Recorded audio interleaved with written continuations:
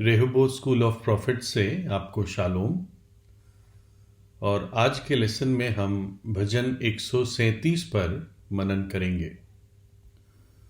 भजन 137 ये एक छोटा भजन है और मैं पढ़ देता हूँ।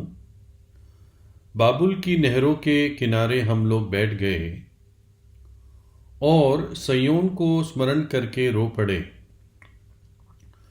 उसके बीच के मजनू वृक्षों पर हमने अपनी वीणाओं को टांग दिया, क्योंकि जो हमको बंधुए करके ले गए थे उन्होंने वहां हमसे गीत गवाना चाहा, और हमारे रुलाने वालों ने हमसे आनंद चाहकर कहा, सियोन के गीतों में से हमारे लिए कोई गीत गाओ। हम यहोवा के गीत को पराए देश में क्यों कर गाए।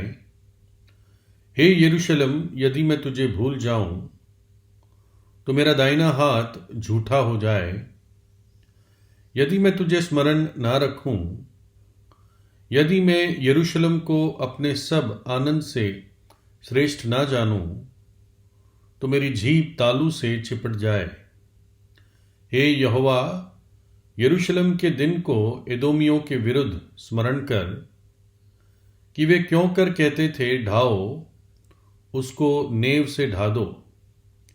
हे बाबुल, तू जो उजाड़ने वाली है, क्या ही धन्य वह होगा जो तुझसे ऐसा बर्ताव करेगा जैसा तूने हमसे किया है। क्या ही धन्य वह होगा जो तेरे बच्चों को पकड़कर चट्टान पर पटक देगा। इज़राइल के लोग बाबुल में बंधुए ले लिए गए थे, और टोटल जो उनकी बंधुआई का समय था वो 70 वर्ष था। जब ये गीत लिखा गया हमें नहीं पता कितने वर्ष पूरे हो गए थे, लेकिन ऐसा मालूम होता है कि काफ़ी वर्ष हो चुके थे। 70 वर्ष करीब एक पीढ़ी होता है। और यहाँ पर वो बाबुल की नदियों के किनारे आकर बैठ गए थे, और उनका दिल इतना टूट गया था, वो इतने दुख में थे कि वो गीत गाने की उनको कोई इच्छा नहीं थी, है ना। एक ऐसा समय था जब परमेश्वर ने उनको उनकी पुरखाओं की को जो प्रतिज्ञा दी गई थी उसके अनुसार जो भूमि उन्होंने पाई थी, एक समय था जब उनको उस भूमि में परमेश्वर को और उसके मंदिर को, उसके घर को, उसके भविष्यद्वक्ताओं को आदर देना था, उनकी बातों को सुनना था। लेकिन धीरे धीरे उन्होंने उनका मजाक बनाना शुरू किया, कई भविष्यद्वक्ताओं को पथरवाह किया और कईयों को मार भी दिया। प्रभु यीशु मसीह कई साल बाद इस बात को यरूशलेम के ऊपर कहते हैं। मत्ती 23:37 में, हे यरूशलेम, हे यरूशलेम, तू जो भविष्यद्वक्ताओं को मार देती है और जो तेरे पास भेजे जाते हैं उनको पथरवाह करती है, मैंने कितनी बार चाहा कि तेरे बच्चों को इकट्ठा कर लूं, जैसे एक मुर्गी अपने बच्चों को अपने पंखों के नीचे इकट्ठा करती है, परंतु तूने ना चाहा। दूसरा इतिहास उसके 36 अध्याय में कैसे इज़राइल के लोगों ने परमेश्वर की बातों को तुच्छ जाना, इसका हम एक वर्णन पाते हैं। दूसरा इतिहास 36 अध्याय 14 आयत से, वरन सब प्रधान याजकों ने और लोगों ने भी अन्य जातियों के से घिनौने काम करके बहुत बड़ा विश्वासघात किया, और यहोवा के भवन को जो उसने यरूशलेम में पवित्र किया था अशुद्ध कर डाला। और उनके पूर्वजों के परमेश्वर यहोवा ने बड़ा यत्न करके अपने दूतों से उनके पास कहला भेजा, क्योंकि वह अपनी प्रजा और अपने धाम पर तरस खाता था। परंतु वे परमेश्वर के दूतों को यानी भविष्यद्वक्ताओं को ठट्टों में उड़ाते, उसके वचनों को तुच्छ जानते और उसके नबियों की हंसी करते थे। निदान यहोवा अपनी प्रजा पर ऐसा झुंझला उठा कि बचने का कोई उपाय ना रहा। तब उसने उन पर कसदियों के राजा यानी बाबुल के राजा से चढ़ाई करवाई और इसने उनके जवानों को उनके पवित्र भवन ही में तलवार से मार डाला। और क्या जवान, क्या कुंवारी, क्या बूढ़े, क्या पक्के बाल वाले, किसी पर भी कोमलता ना की। यहोवा ने सबों को उसके हाथ में कर दिया। और क्या छोटे क्या बड़े, परमेश्वर के भवन के सब पात्र और यहोवा के भवन और राजा और उसके हाकिमों के खजाने, इन सबों को वो बाबुल में ले गया।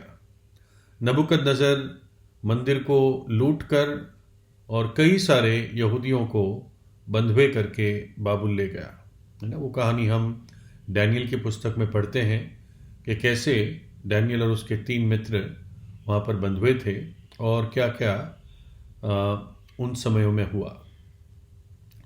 और अब जब वो बाबुल के किनारे बैठे हैं तो प्रभु की उस ताड़ना को सहकर, समझकर अब परमेश्वर और उसके भवन को जो यरूशलेम में था उसको स्मरण करते हैं, है ना। अब भवन का काफ़ी कुछ तो बचा नहीं था, क्योंकि नबूकदनेस्सर ने उस भवन को फूंक दिया था और उसके फाटकों को तोड़ दिया था, दीवारों को तोड़ दिया था, है ना। बाद में हम पाते हैं कि कैसे एजरा और नेहमिया के द्वारा प्रभु उस मंदिर और दीवारों को बनाता है। जब वो कहते हैं कि हम यरूशलेम को स्मरण करते हैं तो वास्तव में उनका हृदय अपने परमेश्वर यहोवा और उसके भवन के प्रति था, है ना। देखिए, अब वो क्या करते हैं, जब बाबुल के उस नदियों के पास आते हैं तो वहाँ पर कुछ पेड़ थे जिनको विलोज कहते हैं इंग्लिश में, और हिंदी में मजनू के पेड़ कहते हैं। तो उस पर अपनी वीणा टांग देते हैं। यहूदी लोग वीणा से बहुत सुंदर गीत और संगीत निकालते थे, और आज भी दुनिया में बहुत सारे ऐसे यहूदी हैं जो गीत और संगीत में बहुत मशहूर लोग हैं, है ना। देखिए, पहला इतिहास 25 अध्याय की 3 आयत में, ये जब मंदिर बना था तब उनको ये ड्यूटीज दी गई थी, है ना। दाऊद ने सारा प्लान करके रखा था मंदिर के लिए, जो फिर सुलेमान ने बनाया। फिर यदुतून के पुत्रों में से गदलिया, सरीशाया, हसबिया, मतिया, यही 6 अपने पिता यदुतून की आज्ञा में होकर, जो यहोवा का धन्यवाद और स्तुति कर करके नबूवत करता था, वीणा बजाते थे। वो मंदिर के सेरेमनी में, मंदिर के जो रोज के प्रभु की आराधना का समय होता था, उसमें वो वीणा बजाते थे और गीत गाते थे।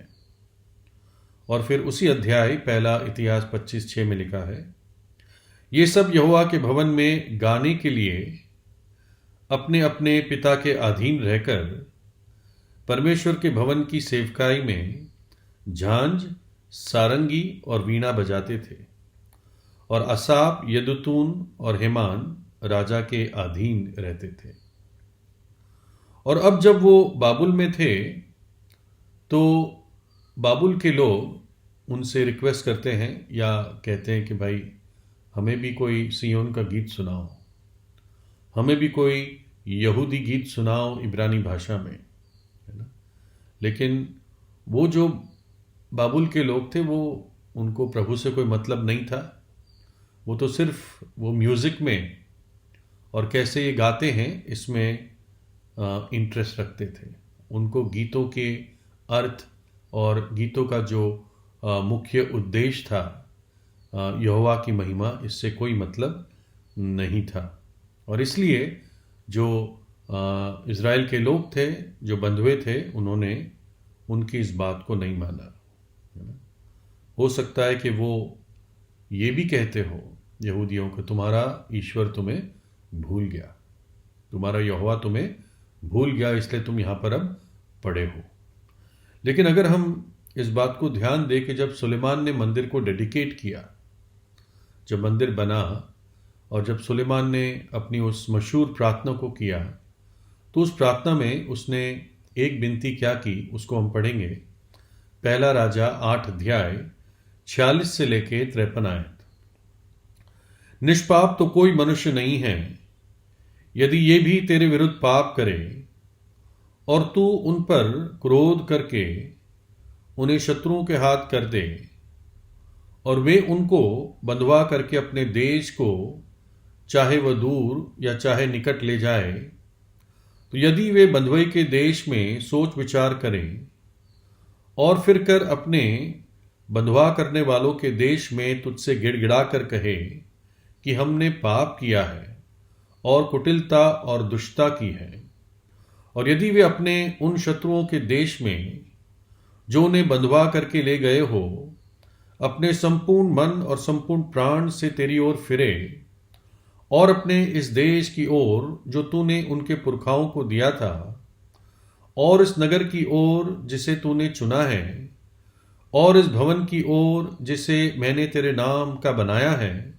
तुझसे प्रार्थना करे, तो तू अपने स्वर्गीय निवास स्थान में से उनकी प्रार्थना और गिड़गिड़ाहट सुनना और उनका न्याय करना, और जो पाप तेरी प्रजा के लोग तेरे विरुद्ध करेंगे और जितने अपराध वे तेरे विरुद्ध करेंगे सबको क्षमा करके उनके बंधवा करने वालों के मन में ऐसी दया उपजाना कि वे उन पर दया करें, क्योंकि वे तो तेरी प्रजा और तेरा निज भाग है, जिन्हें तू लोहे के भट्टे के मध्य में से अर्थात मिस्र से निकाल लाया। इसलिए तेरी आंख तेरे दास की गिड़गिड़ाहट और तेरी प्रजा इज़राइल की गिड़गिड़ाहट की ओर ऐसी खुली रहे कि जब जब वे तुझे पुकारे तब तब तू उनकी सुन ले, क्योंकि हे प्रभु यहोवा, अपने उस वचन के अनुसार जो तूने हमारे पुरखाओं को मिस्र से निकलने के समय अपने दास मूसा के द्वारा दिया था, तूने इन लोगों को अपना निज भाग होने के लिए पृथ्वी की सब जातियों से अलग किया है।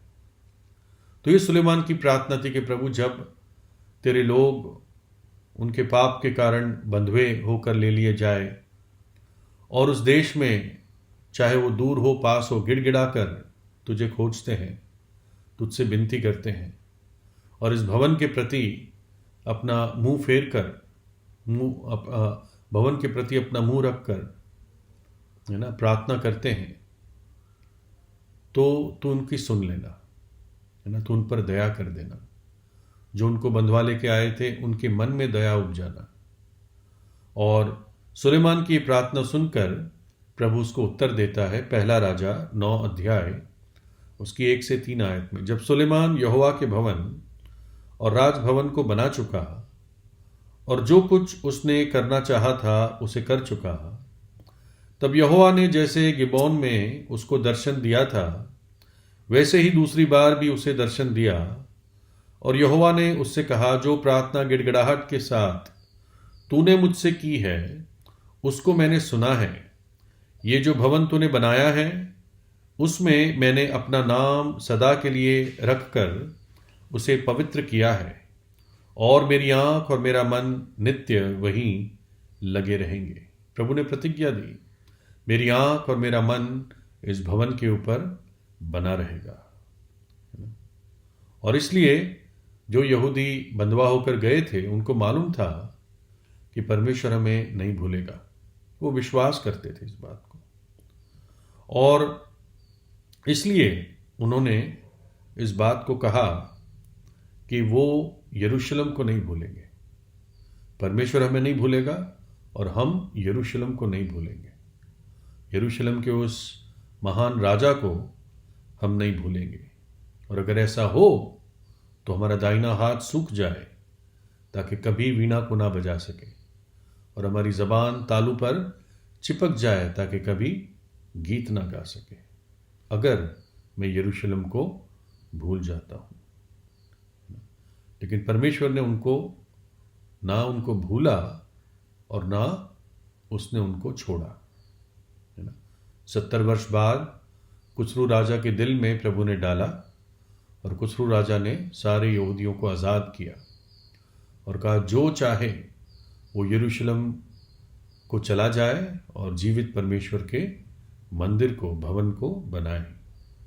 मीका 7 अध्याय 18-19 में हम पढ़ते हैं, तेरे समान ऐसा परमेश्वर कहाँ है जो अधर्म को क्षमा करे और अपने निज भाग के बचे हुओं के अपराध को ढांप दे।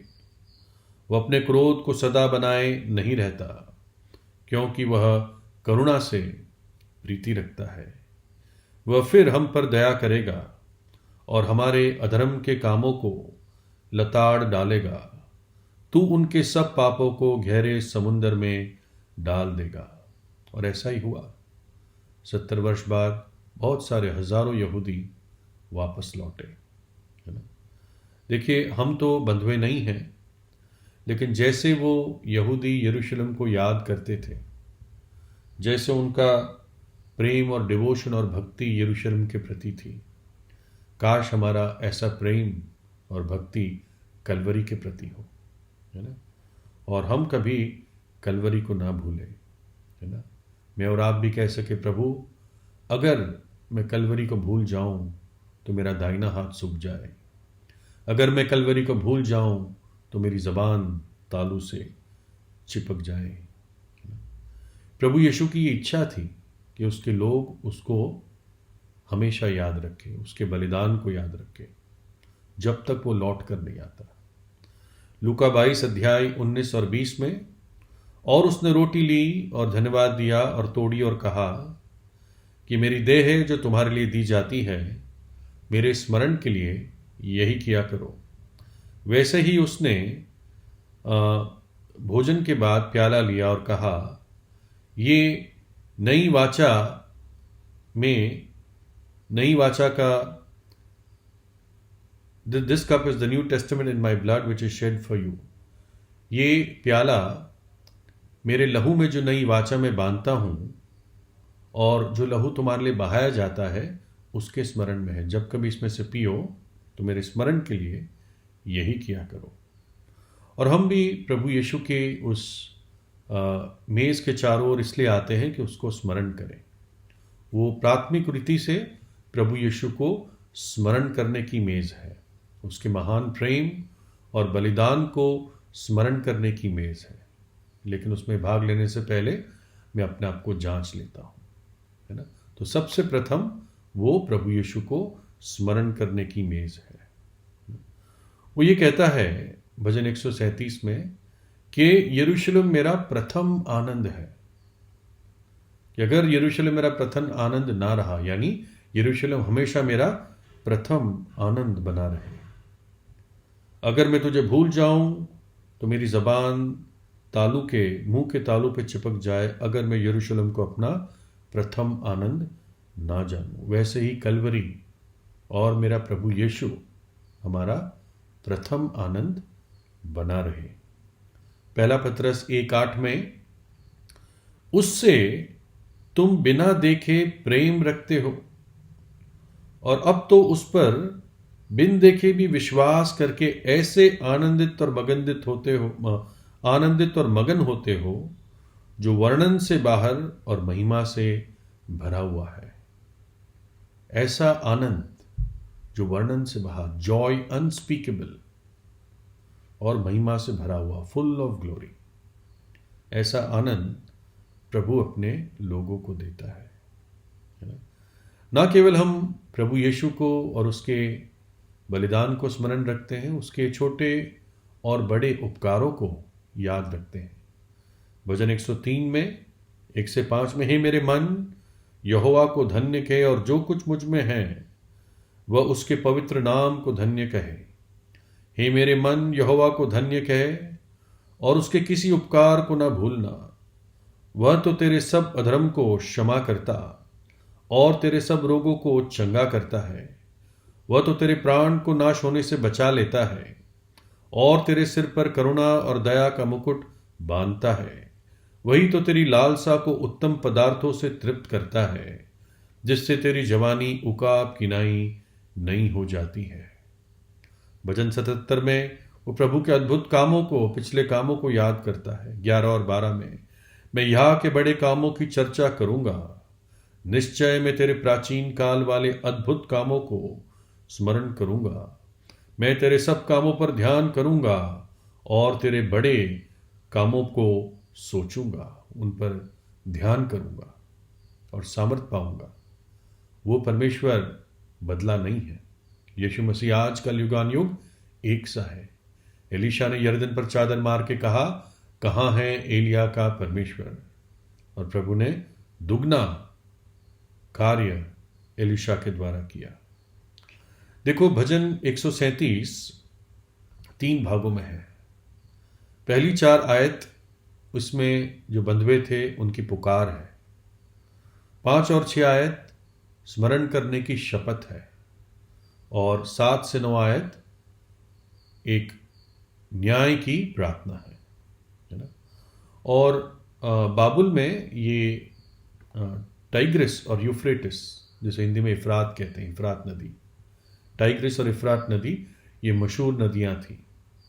तो हो सकता है इस नदी के पास या इनके कैनाल्स के पास, नालों के पास आकर यहूदी बैठते थे।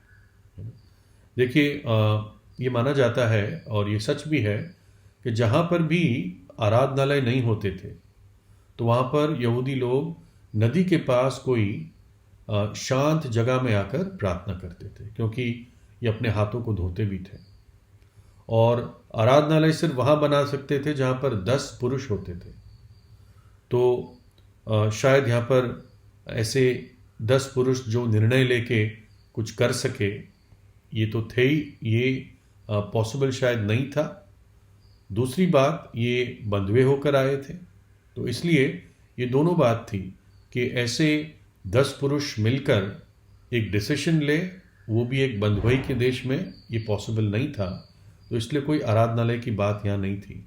लेकिन अगर आप प्रेरितों के काम में देखते हैं तो जहाँ जहाँ यहूदी कॉलोनीज थी एशिया माइनर में और अलग अलग स्थानों में, और उन जगहों में हम आराधनालय देखते हैं, जबकि वो इज़राइल नहीं था, वो बाहर के देश थे, लेकिन यहूदी की कॉलोनीज थी, तो वहाँ पर उन्होंने आराधनालय बनाए थे।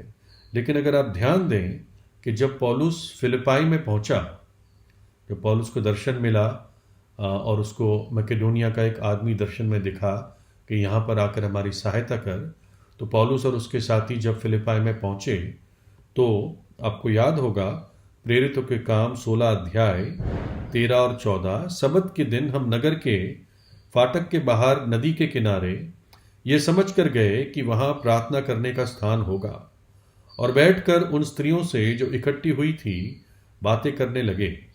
और लुदिया नाम थियोतारा नगर की बैंजनी कपड़े बेचने वाली एक भक्त स्त्री सुनती थी, और प्रभु ने उसका मन खोला ताकि पौलुस की बातों पर चित्त लगाए। तो फिलिपाई में भी नदी के पास जाके ये बहनें प्रार्थना करती थी। पौलुस और उसके साथी भी वहीं गए, और वहाँ पर पहली बार यूरोप में सुसमाचार दिया गया, और फिलिपाई में एक कलीसिया स्थापित हुई, जिसको बाद में हम फिलिपियों की कलीसिया के नाम से जानते हैं, जिसको पौलुस ने पत्री भी लिखी। शायद इस नदियों के पास बैठकर वो एक कंपैरिजन कर रहे थे उनके आंसुओं से, है ना। आप पढ़ें, हम पढ़ते हैं विलाप गीत 3 अध्याय उसके 48 आयत में, मेरी आंखों से मेरी प्रजा की पुत्री के विनाश के कारण जल की धाराएं बह रही है। जैसे बाबुल की नदी का पानी बहता है, वैसे मेरे आंसू बहते हैं। जैसे ये बाबुल की नदियों का पानी बहता है, वैसे ही मेरी आंखों से आंसुओं के जल की धारा बहती है। यर्मिया भी 9 अध्याय की 1 आयत में कहता है, और आपको याद होना चाहिए कि यर्मिया इस यरूशलेम के जो हमला होता है नबूकदनेस्सर के द्वारा, उससे पहले यर्मिया ने भविष्यवाणी देकर ये सारी चेतावनियां दी थी। भला होता कि मेरा सिर जल ही जल और मेरी आंखें आंसुओं का सोता होती, कि मैं रात दिन अपने मारे हुए लोगों के लिए रोता रहता। यर्मिया को मालूम था बहुत भयानक समय आएगा, बहुत दुर्दशा होगी, और उसके लोग सुनते नहीं थे, इसलिए वो कहता है काश मैं रोता रहता, है ना। यिर्मयाह को वीपिंग प्रॉफिट, रोता हुआ भविष्यद्वक्ता कहते हैं। इस भजन में हम 3 देशों को का जिक्र देखते हैं। एक तो यरूशलेम यानी इज़राइल का, दूसरा बाबुल और तीसरा इदोम, है ना। और यहूदी यरूशलेम के थे, यहूदा क्षेत्र के थे जो बंधुए होकर यहाँ पर लाए गए थे, जिन्होंने ये भजन लिखा। बाबुल के लोग ये वो बुरे लोग थे जिन्होंने इन पर अत्याचार किया, और इदोम के लोग वो थे जो जब बाबुल ने यहूदा पर या यरूशलेम पर हमला किया तो इन्होंने तालियां बजाई, इन्होंने खुशी दिखाई, जबकि ये इनके रिलेटिव्स थे, रिश्तेदार थे। एदोम ईसाव का वंश था, है ना, ईसाव याकूब का भाई था, लेकिन इन्होंने तालियां बजाई कि ढा दो इनको, जड़ से ढा दो, है ना। तो आज इदोम कहाँ है? जो आज का जॉर्डन है, यर्दन, जो इज़राइल के बगल में है, वो यर्दन पुराना इदोम, मोआब और अमोन का इलाका है। यर्दन की राजधानी का नाम है अमान, और वो अमान अमोनियों से संबंध रखता है ना? लिखा है बाबुल की नदियों के किनारे बैठ गए, है ना। शायद वो दुख में बैठ गए। देखिए, अय्यूब जब भारी दुख में आया, अय्यूब 2 अध्याय 7 और 8, तब शैतान यहोवा के सामने से निकला और अय्यूब को पांव के तलवे से लेकर सिर की चोटी तक बड़े बड़े फोड़ों से पीड़ित किया। तब अय्यूब खुजालने के लिए एक ठीकरा लेकर राख पर बैठ गया। विलाप गीत में भी जब यरूशलेम पर हमला हो चुका था, तो 2 अध्याय की 10 आयत में सियोन की पुत्री के पुरनीय भूमि पर चुपचाप बैठे हैं। उन्होंने अपने सिर पर धूल उड़ाई और टाट का फेंटा बांधा है। यरूशलेम की कुमारियों ने अपना अपना सिर भूमि तक झुकाया है। वो भारी दुख में थे, है ना। देखिए, अगर हम थोड़ी देर विचार करते हैं कि प्रभु इब्राहिम को कहाँ से निकाल के लाया था, है ना। नॉर्मली हम याद रखते हैं कि वो कल्दियों के उर से आया था। अब कल्दियों का उर कहाँ था? वो मेसोपोटामिया नाम इलाके से था, है ना, जो आज का कह सकते हैं इराक वाला इलाका था, इराक सीरिया का इलाका। और यहोशू इज़राइल में प्रवेश करने से पहले अपने लोगों से कहता है, अगर तुम्हें यहोवा की सेवा करना 24-15 में बुरा लगता है तो आज चुन लो तुम किसकी सेवा करोगे। क्या तुम नदी के पार उन देवताओं की जो तुम्हारे पितरों ने सेवा की, उनकी सेवा करोगे, या इस भूमि के अमोरियों के देवताओं की सेवा करोगे, है ना। ये चुन लो, तुम इनकी सेवा करोगे या यहोवा की सेवा करोगे। परंतु मैं और मेरा घराना, हम तो यहोवा की सेवा करेंगे। लेकिन जब इन्होंने कनान में प्रवेश किया तो हम न्यायियों की पुस्तक में देखते हैं कैसे धीरे धीरे धीरे धीरे ये प्रभु को छोड़ दिया इन्होंने, है ना। यहोवा की बात की कोई इनको फिर मान्यता नहीं थी। अहाब के टाइम में देखो, लोगों को ये नहीं मालूम था कि यहोवा परमेश्वर है या बाल परमेश्वर है। इतना बुरा हाल हो गया था। मनासे ने भयंकर घिनौने काम किए, प्रभु के मंदिर को बर्बाद कर दिया और पूरे यरूशलेम में उसने खून बहाया, है ना। और इसलिए प्रभु ने इनका न्याय किया। ऐसा नहीं, इससे पहले जो इज़राइल का देश था 2 भागों में बंट गया था, 10 गोत्र ऊपर, 2 गोत्र नीचे। ऊपर के भाग को इज़राइल कहा जाता था, नीचे के भाग को यहूदा कहा जाता था। उदाहरण के लिए अहाब इज़राइल का राजा था, यहोशापात यहूदा का राजा था, है ना। तो पहले इज़राइल का न्याय हुआ। असीरिया का राजा आकर 10 गोत्रों को उठा के ले गया और अपने लोगों को वहां पर बसा दिया, जो बाद में सामरी कहलाए। और करीब 100 वर्ष बाद नबूकदनेस्सर ने निचले भाग, दक्षिण भाग यहूदा पर हमला किया। इन्होंने सीखा नहीं कि जो परमेश्वर ने न्याय हमारे भाइयों के साथ किया उससे उन्होंने सीखा नहीं, सुधरे नहीं वो, और इसलिए प्रभु को ये करना पड़ा। सैकड़ों वर्ष बीत चुके थे और प्रभु इंतजार करता रहा। ऐसा नहीं था कि सब 1-2 साल में प्रभु ने ऐसे जजमेंट पास कर दिया, नहीं, कई सैकड़ों वर्ष बीत चुके थे, है ना। और कह सकते हैं प्रभु उनको एक ऐसी अच्छी भूमि देने से पछताया जैसे नूह के समय पछताया। और पता है आपको कहां पर भेज दिया उनको? बाबुल कहां था? ये बात जब मुझे पता चली तो मुझे अचंभा हुआ कि कल्दियों के उर से बाबुल सिर्फ 1142 किलोमीटर दूर है ना, मोटा मोटा 1000 किलोमीटर दूर। यानी जहां से वो आए थे, उनका मूल पिता आया था मूर्ति पूजक स्थान से, प्रभु ने उनको वहीं पर वापस फेंक दिया। तुम्हें इन चीजों की उपासना करनी है ना, तो जाओ, जहां भरपूरी है वहीं पर मैं तुम्हें डाल देता हूं, है ना? और इसलिए वहां पर उनकी बड़ी ताड़ना हुई, उनको एहसास हुआ, उनको वैल्यू पता चली इज़राइल के परमेश्वर की, उसके भवन की, उसके नगर की।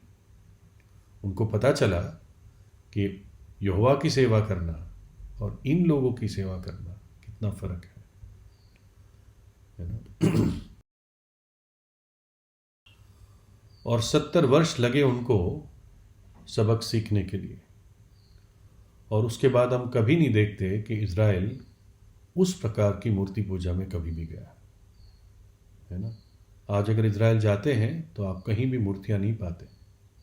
ये बात अलग है, वो कई सारे लोग ना यहोवा को मानते हैं, ज़्यादातर प्रभु यीशु को तो मानते ही नहीं हैं। और जब कैसर का टाइम था, जब रोमी राज था, तो कैसर हर जगह अपनी प्रतिमा लगवाते था, अपनी इमेज लगवाता था। लेकिन यरूशलेम में यहूदियों ने उसको उसकी प्रतिमा लगने नहीं दी, है ना। इतना फिर वो मूरत और सूरत से घृणा करते थे। दूसरी बात, जो जब सुलेमान के समय और बाद में कुछ राजाओं के समय जब तक मंदिर था, गीत गाना इतना एक सुंदर अनुभव होता था। और आप देखिए पहला इतिहास 23 अध्याय की 5 आयत में, और 4000 द्वारपाल नियुक्त हुए और 4000 उन बाजों से यहोवा की स्तुति करने के लिए ठहराए गए जो दाऊद ने स्तुति करने के लिए बनाए थे। 4000 लोग संगीत बजाते थे जब प्रभु की स्तुति होती थी। आप इमेजिन नहीं कर सकते कितना स्वर्गीय वातावरण होगा। ये भी बताते हैं कि जब त्यौहार होता था यहूदियों का, है ना, 7 त्यौहार हम लेवी व्यवस्था 23 में पढ़ते हैं। तो जो मुख्य त्यौहार थे जैसे फसह है, फीस्ट ऑफ टेबरनेकल्स है, तो ऐसे किसी मुख्य त्यौहार में करीब 1 लाख लोग मंदिर में इकट्ठे हो जाते थे, है ना। और आप सोचो कि ये 1 लाख लोग एक साथ गाते थे और बाजे, म्यूजिकल इंस्ट्रूमेंट्स बजाए जाते थे। और इसलिए बहुत फेमस था, सियोन के गीत बहुत मशहूर थे और देश के लोग भी जानते थे, है ना। और इसलिए इन लोगों ने कहा, इन यहूदियों से, अरे हमें भी कोई सियोन का गीत सुनाओ। तब उन्होंने कहा, हम यहोवा का गीत किसी पराये देश में कैसे गाए। और जैसे मैंने पहले बताया, हो सकता है टॉन्ट कर रहे हो कि अरे क्यों, तुम्हारा यहोवा भूल गया तुम्हें, अब तो तुम यहीं के होगे। लेकिन उन्होंने मानो को ये कहा, नहीं, हमारा प्रभु यहोवा दयालु है और जब हम वापस जाएंगे तब हम वहीं पर उसके गीत गाएंगे। ना वो हमें भूला है और ना हम उसको भूलेंगे। हम यरूशलेम को निरंतर स्मरण रखेंगे। लेकिन अब उन्होंने अपनी वीणाओं को पेड़ों पर टांग दिया। वीणा को इस तरह से एक साइड रख देना, यह भी एक दुख का प्रकट करना है यशाया 24 अध्याय की 8 आयत में लिखा है, डफ और सुखदाई शब्द बंद हो जाएगा, प्रसन्न होने वालों का कोलाहल जाता रहेगा, वीणा का सुखदाई शब्द शांत हो जाएगा। अय्यूब कहता है जब दुख में था 30:31 में, इस कारण मेरी वीणा से विलाप और मेरी बांसुरी से रोने की ध्वनि निकलती है। लेकिन हम देखते हैं ये सारी ताड़ना के बाद ये लोग हरे भरे किए गए, इनका फिर प्रेम प्रभु के लिए जागा और ऐसे अच्छे योद्धा खड़े हुए, एजरा, नेमिया, हगाई, जकरिया, जरुब्बाबेल, यहोशू महायाजक, ये सब फिर वापस आकर यरूशलेम की सुधि लेते हैं, है ना। और हम इब्रानियों 12 में प्रभु की ताड़ना का इफेक्ट विश्वासी पे क्या होता है। प्रभु ताड़ना क्यों करता है? क्योंकि वो आपका पिता है, आपसे प्रेम करता है ना। कौन सा पिता है जो अपने बच्चे को गलती करते हुए देखे और उसको करेक्शन ना दे? इब्रानियों 12:10 से, वे तो अपनी अपनी समझ के अनुसार थोड़े दिनों के लिए ताड़ना करते हैं, पर यह यानी प्रभु तो हमारे लाभ के लिए करता है कि हम भी उसकी पवित्रता के भागी हो जाएं। और वर्तमान में हर प्रकार की ताड़ना आनंद की नहीं पर शोक ही की बात दिखाई पड़ती है, तो भी जो उसको सहते सहते पक्के हो गए हैं, पीछे उन्हें चैन के साथ धार्मिकता का प्रतिफल मिलता है। इसलिए ढीले हाथों और निर्बल घुटनों को सीधा करो। ताड़ना हमें प्रभु की पवित्रता का सहभागी बनाती है। ताड़ना दर्दनायक तो होती है, लेकिन हमें धार्मिकता के शांतिमय फल हमारे अंदर उत्पन्न होते हैं और हमारे ढीले हाथ और निर्बल घुटने मजबूत होते हैं, प्रार्थना में जीवन मजबूत होता है। तो इसलिए बाबुल की बंधुआई सजा के से बढ़कर उनको पवित्र करने के लिए थी। More to purify than to punish. और अब किसी भी धार्मिक यहूदी के लिए यरूशलेम बहुत प्यारा है। आज मिडिल ईस्ट में जो सब परेशानी क्यों है? यरूशलेम के लिए।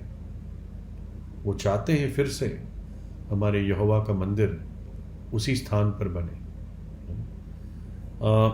1948 में अरब और इजराइल का युद्ध हुआ।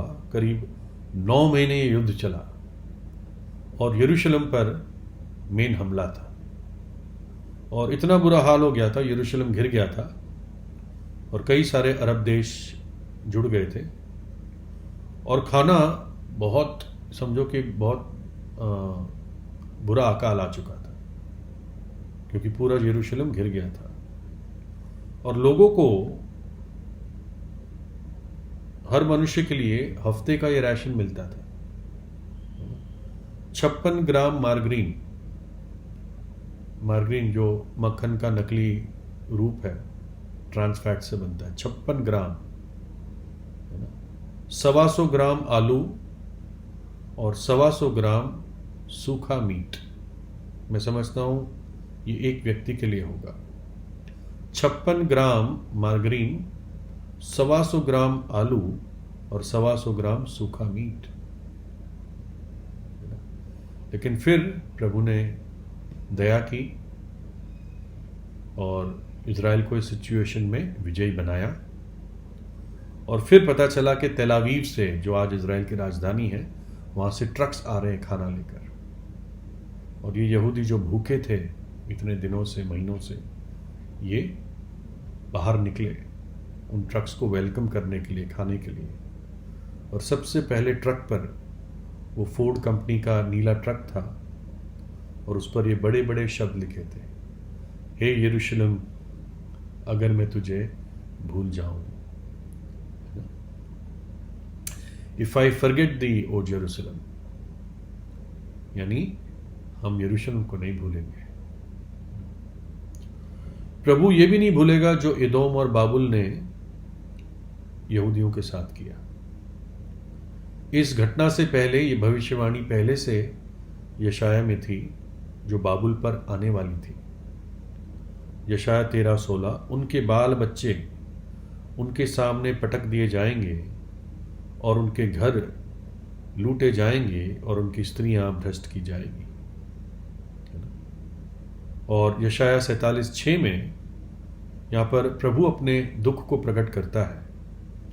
मैंने अपनी प्रजा से क्रोधित होकर अपने निज भाग को अपवित्र ठहराया और तेरे वश में कर दिया।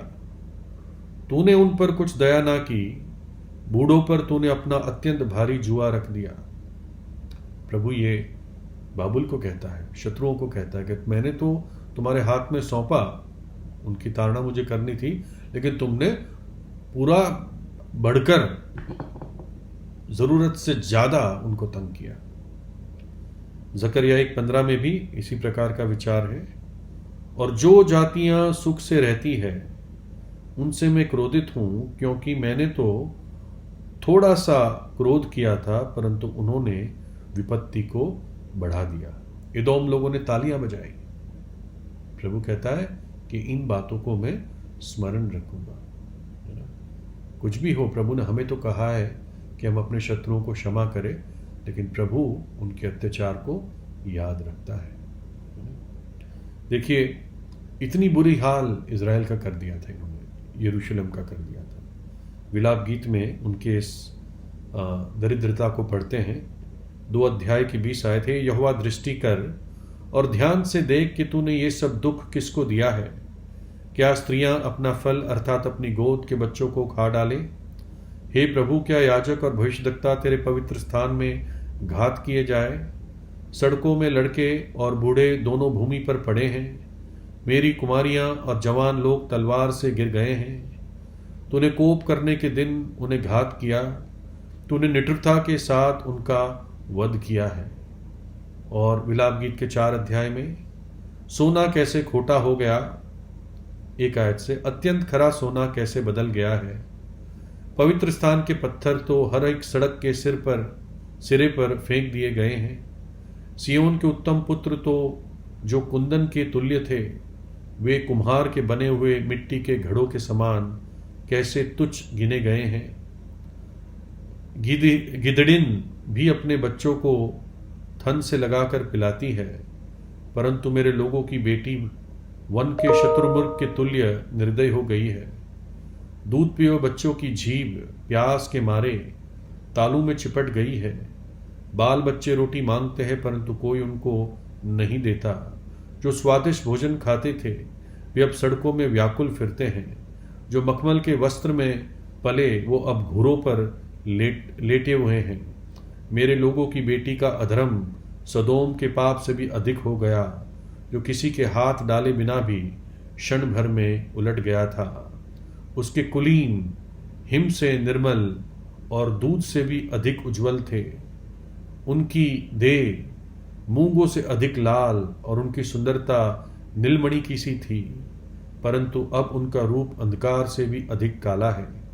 वे सड़कों में चीन्हे नहीं जाते। उनका चमड़ा हड्डियों में सड़ गया और लकड़ी के समान सूख गया है। तलवार के मारे हुए भूख के मारे हुए से अधिक अच्छे थे, जिनका प्राण खेत की उपज बिना भूख के मारे सूखता जाता है। बहुत बुरा हाल हो गया था जो नबूकदनेस्सर ने किया, है ना। और इसलिए वो ये जो यहूदी लोग थे जो बंधुए थे, ये अपने गीत में लिखते हैं भजन 137:9 में, धन्य है वो जो तेरे लड़के बालों को चट्टान पर पटकेगा। ये भविष्यवाणी हो चुकी थी, वो सिर्फ इस भविष्यवाणी को अपने गीत में कोट करते हैं। कहता है प्रभु याद रखना, प्रभु हम तो तुझे याद रखेंगे, यरूशलेम को याद रखेंगे, परंतु इदोम ने जो दुष्टता की उसको भी तू याद रखना, है ना। देखिए, एक तौर से अर्थ ये था कि ये बच्चे पटकने वाली बात अच्छी नहीं लगती, लेकिन अर्थ ये था कि प्रभु ऐसी पीढ़ी कभी ना खड़ी हो जो तेरे लोगों को ऐसा कर दे, क्योंकि छोटे बच्चे ही बड़े होते हैं, है ना। इंग्लिश में एक सेइंग है, small leopards become big leopards and big leopards kill. तो इसलिए वो ये भविष्यवाणी को अपने गीत में कोट करते हैं। देखिए, हम भी, मैं ख़त्म कर रहा हूँ, अब लॉकडाउन के समय में है और याद आता होगा जब हम आराम से आज़ादी से सभाओं में जाते थे, है ना। एक तौर से हम भी एक बंधुआई में के समय में आ गए हैं, है ना। और बंधुआई तब हुई यहूदियों की जब उनकी ताड़ना होनी थी, है ना। प्रभु हमसे भी कुछ शायद बात करना चाहता है, हम भी अपने आप को जांचें। और हो सकता है हम में से कुछ लोग थे जिनको सभाएं बड़ी बोझ लगती होगी, या ज़बरदस्ती जाते होंगे, माँ बाप कहते इसलिए जाते होंगे, भाइयों के डर से जाते होंगे। लेकिन इस लॉकडाउन के बाद हमें सभाओं की वैल्यू पता चलेगी। भजन 122 1 और 2 में, जब लोगों ने मुझसे कहा कि हम यहोवा के भवन को चले, तब मैं आनंदित हुआ। हे यरूशलेम, तेरे फाटकों के भीतर हम खड़े हो गए हैं, है ना। या तो आप उस भजन लिखने वाले की तरह गाएंगे, भजन 42 1 और 2, जैसे हिरणी नदी के जल के लिए हाँफती है, वैसे ही हे परमेश्वर मैं तेरे लिए हाँफता हूँ। जीवते ईश्वर परमेश्वर का मैं प्यासा हूँ, मैं कब जाकर परमेश्वर को अपना मुंह दिखाऊंगा। और भजन 63 में 63, हे परमेश्वर तू मेरा ईश्वर है, मैं तुझे यत्न से ढूंढूंगा। सूखी और निर्जल ऊसर भूमि पर मेरा मन तेरा प्यासा है, मेरा शरीर तेरा अति अभिलाषी है। इस प्रकार मैंने पवित्र स्थान में तुझ पर दृष्टि की कि तेरी सामर्थ और महिमा को देखूं। प्रभु करे हम शीघ्र वापस बड़े आदर के साथ प्रभु की उपस्थिति में, प्रभु के संतों के बीच फिर से इकट्ठा हो सके, है ना। और हमेशा याद रखे, हे कलवरी में तुझे कैसे भूल सकता हूँ, मेरा जीवन, मेरा स्रोत वहीं से है। भजन 87 में 7 में कहता है भजन लिखने वाला, मेरे सब स्रोत तुझ में है, all my springs are in thee. जो कुछ भलाई हमें मिली वो हमें कलवरी से मिली, प्रभु यीशु को इस बलिदान से जो उसने कलवरी के क्रूस पर दिया। परमेश्वर आपको आशीष दे।